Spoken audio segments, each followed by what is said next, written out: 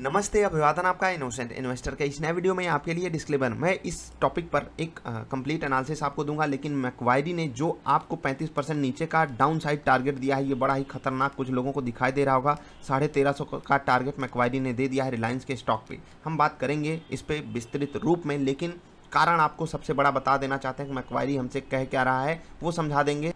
और उससे पहले एक कहावत आपको बता देंगे कि खिसियानी बिल्ली खंभा नोचे। सुनी होगी आपने ये कहावत और उसका मतलब भी अच्छे से जानते होगे। अब कौन यहाँ पर वो चीज़ है वो आप समझ सकते हो। बाकी वही कहावत हमको यहाँ पर दिखाई दे रही है। मैं थोड़ा सा आपको कुछ बताता हूँ।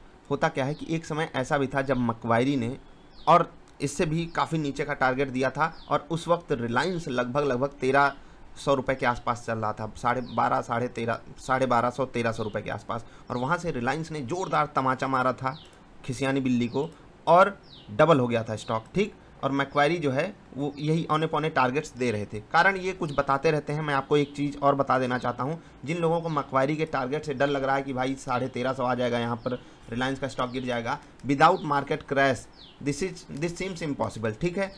या तो स्टॉक स्पेसिफिक कोई बहुत बुरी न्यूज़ आ जाए या फिर मार्केट में क्रैश आ जाए, उससे पहले आपको ये पॉसिबिलिटी नहीं देखने को मिल सकती गारंटी के साथ। मतलब यहाँ पर स्टॉक मार्केट में कोई गारंटी नहीं होती है, लेकिन मैंने आपको बता दिया। और यही दो चीज़ें हो ही सकती हैं स्टॉक को गिराने के लिए। बाकी मैंने टारगेट वाली वीडियो डाली हुई है कि अलग अलग ब्रोकरेज हाउसेस क्या क्या कह रहे हैं। कोई 2400 का टारगेट दे रहा है, कोई 2300 का दे रहा है, कोई 2200 का दे रहा है, कोई अगर अंडर परफॉर्म की रेटिंग भी दे रहा है 2000 का टारगेट दे रहा है, जहाँ पर रिलायंस अभी खड़ा है। कुछ ज़्यादा यहाँ से गिरावट लोगों को नहीं दिखती है, ब्रोकरेज हाउसेस को नहीं दिखती है। अगर हम खिसियानी बिल्ली को छोड़ दें तो खैर आगे बढ़ते हैं। अब कुछ कारण आपको बता देते हैं कि एक बात कही जा रही है मैक्वायरी के द्वारा। वो बात ये है कि भाई साहब, जो इनका आरपू है वो बहुत बड़े लेवल पे कम होगा। जो इनका मेन स्ट्रीम बिजनेस है वो ऑयल टू केमिकल, वहाँ पर कुछ खास पॉजिटिविटी दिखाई नहीं दे रही है। तो इन दोनों चीज़ों को अगर हम कंबाइन करते हैं तो ये स्टॉक अंडर परफॉर्म की कैटेगरी में चला जाता है। अब जो बात ये आरपू पे कर रहे हैं, मैं यहाँ पर वही डिस्कस करूँगा। बाकी हम आगे बढ़ेंगे, कभी कंप्लीट एनालिसिस आपको देंगे।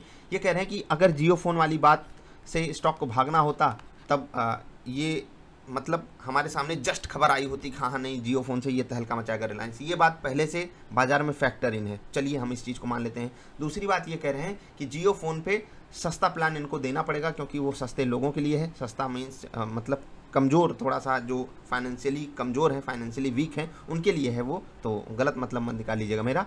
83 रुपये के आसपास वहाँ पर जो है आरपू लगभग आता है, ठीक। तो जो अभी इनका करंट आरपू है 138 रुपये का, इसमें भी हमको 10% के आसपास की गिरावट दिखेगी एवरेज अगर हम करेंगे तो। ये डाइल्यूट करेगी आरपू। लेकिन शायद खिसियानी बिल्ली को ये नहीं पता है कि बहुत से ऐसे बिजनेसेस होते हैं जो टर्नओवर पे होते हैं। यही लोग थे जो मुंह फुला रहे थे जब जियो जो है वो फ्री सर्विसेज दे रहा था।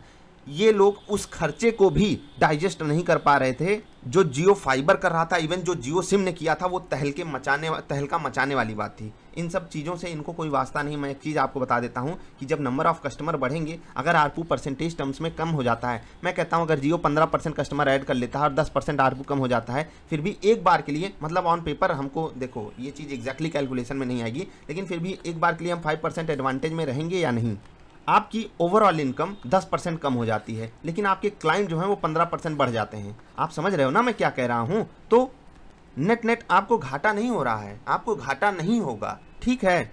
लेकिन खिसियानी बिल्ली का अलग ही हाल है। तो देखो, बहुत से लोग पैनिक कर जाते हैं, दिक्कत में आ जाते हैं। ये मुझे समझ में नहीं आता। इन लोगों की रिसर्च रिपोर्ट एकदम छुपी होनी चाहिए। मैं तो आपको ऐसे ऐसे लोगों के, ऐसे ऐसे ब्रोकरेज हाउसेस का नाम ले लूँ कि वो यस बैंक का टारगेट 400 जब स्टॉक चल रहा था 600 750 का देकर बैठे थे। जाकर सर्च कर लीजिए।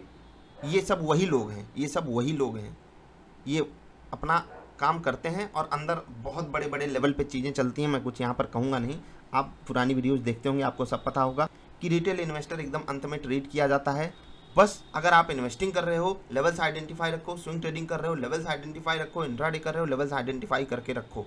रूल से मत भटकना। कोई कुछ भी कहे, स्टॉक मार्केट में आप सक्सेसफुल होगे। रूल से भटकोगे तो आपको सब कुछ पता रहे फिर भी बर्बाद होके जाओगे। यहाँ से सब कुछ पता रहेगा फिर भी बर्बाद होके जाओगे। बड़े बड़े हेज फंड्स अमेरिका में बर्बाद हुए, उन्हें सब कुछ पता था, लेकिन फिर भी वो रूल से भटके। उन्होंने फालतू की पोजीशन बना ली, पोजीशन साइजिंग पे ध्यान नहीं दिया, बर्बाद हुए ना। तो सोच लीजिए, उनके पास बहुत बड़ा फंड था, बहुत ज़्यादा बड़ा फंड था, लेकिन फिर भी बर्बाद हुए। तो हम आप किस खेत की मूली हैं।